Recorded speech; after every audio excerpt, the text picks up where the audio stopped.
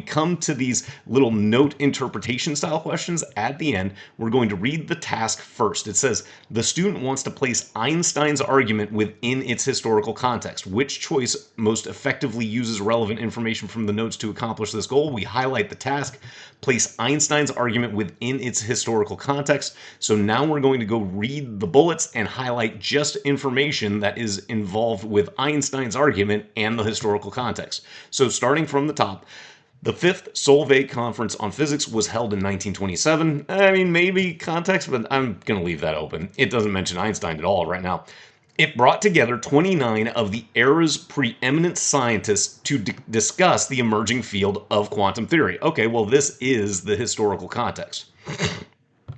And then we introduce the conference famously featured a debate between the physicists Albert Einstein and Niels Bohr. So that's going to be more of the context focusing on Einstein's argument.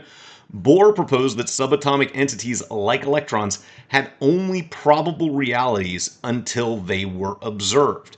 Einstein argued that subatomic entities like electrons had a reality independent of observation. We'll just focus on Einstein since that's the task.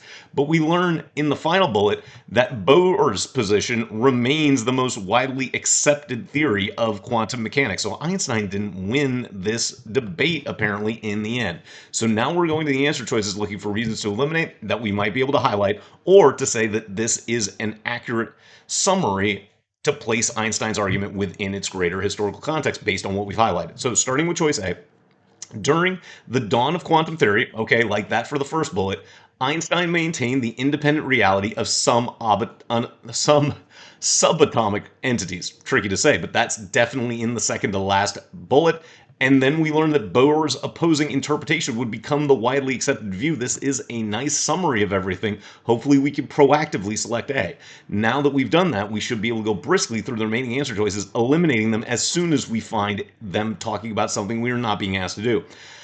Choice B reads, at the 1927 Solvay Conference on Physics, Einstein disagreed with Bohr's argument that subatomic entities like electrons had a reality independent of observation. Well, Bohr's argument is actually the opposite.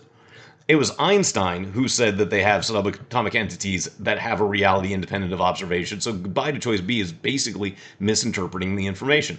Then choice C, the attendees of the 1927 Solvay Conference were among the preeminent scientists of their era, including Einstein, who opposed Bohr's proposal. Well, that's true, but it's certainly not as good of a summary of the historical context as choice A was, so we should be able to eliminate C for that reason. And then choice D, in 1927, Einstein and Bohr engaged in a famous debate. Bohr's argument, later called the Copenhagen interpretation, would remain popular decades after. Well, this is all true, but we want to focus on Einstein's argument, not Bohr's argument. So goodbye to choice D. We select A. We